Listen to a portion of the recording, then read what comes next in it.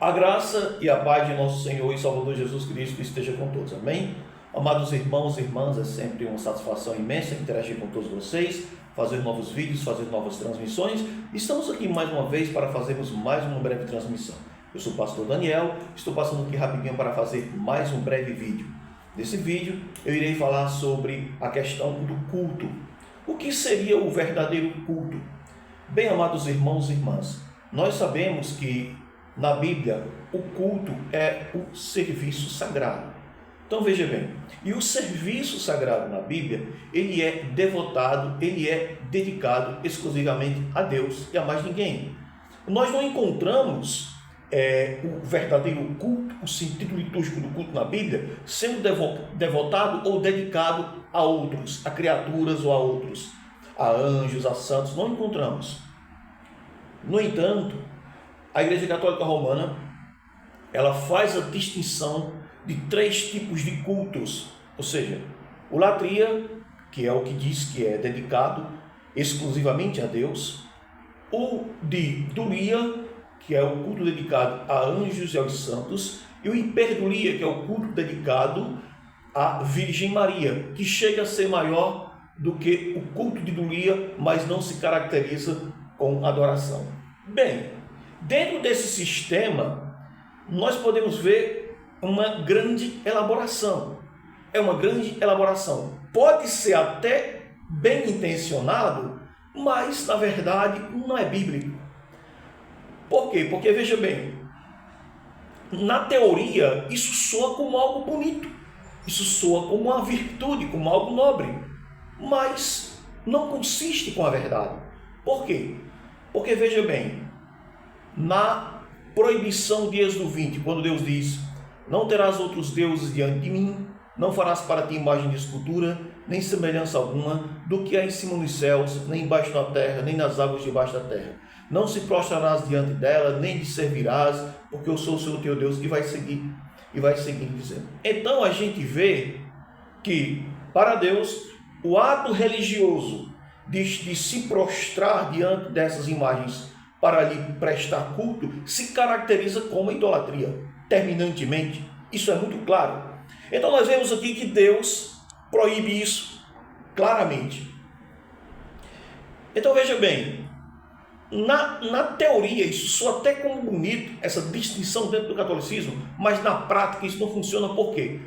Porque assim como os pagãos faziam com suas divindades, os pagãos queimavam incenso diante de suas imagens, das imagens de seus deuses, faziam orações e súplicas diante das imagens de seus deuses, se prostravam diante das imagens de seus deuses, acendiam velas diante das imagens de seus deuses, ofereciam incenso diante das imagens de seus deuses. Semelhantemente, os católicos fazem da mesma forma com as suas imagens. Se prostram diante das imagens, cantam louvores e fazem súplicas diante daquelas imagens, queimam incenso diante daquelas imagens, oferecem flores diante daquelas imagens, beijam aquelas imagens. Então, querendo ou não, atribui sim uma certa divindade àquelas imagens, atribui sim uma certa sacralidade àquelas imagens. Então veja bem, então aí está o problema. O problema não está na imagem em si, porque em Êxodo 25 Deus manda fazer imagens, ou seja, imagens de anjos, de imagens de querubins. Só que os querubins não eram expostos para adoração. Aí é onde está a diferença. Então, o problema está não apenas no ato de fazer a imagem, Porque, por exemplo, Deus mandou fazer os querubins. O problema está em fazer imagens para cultuá-las, para adorá-las. Isso é terminantemente proibido pelo primeiro mandamento da lei de Deus.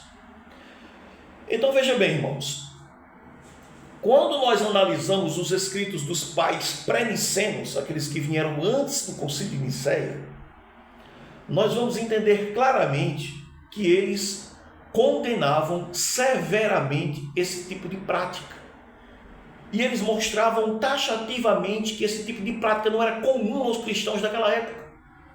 Eu vou citar exemplo, vocês podem ir para as fontes patrísticas, que aí os apologistas católicos na internet dizem: não, mas aí a igreja sempre foi católica romana, né? E a igreja sempre guardou a herança recebida dos apóstolos, a tradição recebida dos apóstolos. Só que quando você vai olhar os que escreveu os pais da igreja, condena severamente esse tipo de prática. Por exemplo, você pega as obras de Irineu de Lyon. Irineu de Lyon foi discípulo de Policarpo, Policarpo foi discípulo do apóstolo João. E nas obras de Irineu de Lyon, ele criticando os gnósticos, né, as ações dos gnósticos, pagãs dos gnósticos, porque na verdade os gnósticos eram heréticos, mas eles não eram pagãos, eram cristãos heréticos. Mas o que acontece? Só que os gnósticos estavam com práticas pagãs, pegando as imagens de Cristo, dos apóstolos, estavam coroando em suas festividades, assim como faziam os pagãos. Irineu de Lyon reprova isso. E hoje quem faz isso? A Igreja Católica Romana. Certo? Então o que acontece? Você pode pegar Justino, Cipriano, Orígenes, Tertuliano, e você vai ver também nesses homens valorosos, nesses homens pios, nesses homens apostólicos, você vai ver também a proibição desse tipo de ato. Então o que acontece? Há uma diferença entre os pais pré-nicenos e os pais pós-nicenos, certo? Então, se você pegar os pais pré-nicenos, você vai ver realmente essa proibição. Já com os pais pós-nicenos há essa abertura, e que inclusive vai ser defendido o culto das imagens com João Damasceno, né? Então veja, gente, que isso foi algo que foi entrando gradativamente no cristianismo. Então veja bem, a alegação dos católicos não, mas nas catacumbas de Roma, onde os cristãos se reuniam para cultuar, quando fugiam da perseguição do Império Romano, lá os cristãos faziam gravuras, faziam pinturas de imagens, de anjos, de santos.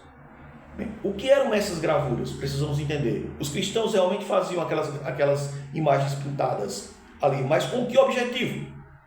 Lembrando que nós precisamos entender o contexto histórico de cada etapa da história. Por exemplo, naquela época a grande classe dos cristãos de Roma eram escravos, eram homens iletrados, muitos deles não sabiam ler, e aquelas pinturas, aquelas gravuras ajudavam na memorização dos acontecimentos bíblicos. Por exemplo, Jonas e o grande peixe, né? Moisés no Monte Sinai, o anjo Gabriel aparecendo à Virgem Maria, né? Por exemplo, Jesus aparecendo a Maria Madalena ressurreto, que a gente vê isso, o Monte da Transfiguração. Então, quando as pessoas olhavam para aquelas imagens, lembravam dos acontecimentos bíblicos, e aquilo de uma certa forma fazia com que as pessoas absorvessem aquele conhecimento e aprendessem. Ali era fácil para as pessoas memorizarem os acontecimentos. Aquelas imagens pintadas ali não tinham intenção de culto, ou seja, as pessoas, os cristãos não faziam aquelas imagens ali para serem adoradas, e eram pinturas, não eram esculturas expostas para adoração ou veneração. Então aqui a gente vê que é completamente diferente.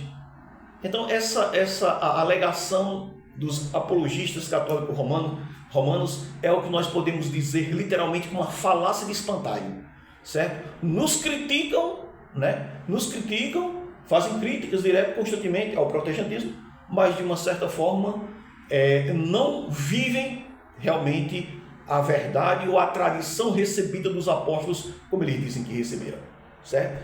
Então, irmãos, eu poderia falar muito sobre isso, mas o vídeo ficaria muito longo, ficaria muito extenso. Eu aqui não estou desrespeitando religião nenhuma, mas eu estou aqui esclarecendo, certo? Porque sempre eu sou bombardeado e também atacado aí pelos supostos apologistas da fé, certo? Então, eu estou aqui fazendo a nossa defesa e mostrando aqui com evidências bíblicas o que é que nós acreditamos. Lembrando mais ainda que o profeta Isaías, no seu livro, no capítulo 45, versículo 20, diz: congregai-vos e vinde, chegai-vos juntos vós que escapastes das nações. Nada sabem os que conduzem em procissão suas imagens de escultura feitas de madeira e fazem súplicas a um Deus que não pode salvar. O Salmo 115 também diz: não a nós, Senhor, não a nós, mas ao seu nome da glória, por amor da sua benignidade e da sua verdade. Porque diriam as nações: onde está o seu Deus? O nosso Deus está no céu, faz tudo o que lhe apraz. Os ídolos deles são prata e ouro, obra da mão dos homens. Tem boca, mas não falam, tem olhos, mas não veem, nariz tem, mas não cheiram. Tem boca, mas não falam, tem mãos, mas não apalpam, tem pés, não andam. Som nenhum sai de sua garganta, torna-se semelhante a eles os que fazem e os que nele confiam. Então veja, irmãos, nós confiamos no Deus vivo desde agora e para sempre. E Cristo, no diálogo com a mulher samaritana, diz que os verdadeiros adoradores de Deus adorariam o Pai em espírito e em verdade. Certo? Então que Deus abençoe a todos, que todos possam crescer sempre mais na graça e no conhecimento de nosso Senhor e Salvador Jesus Cristo.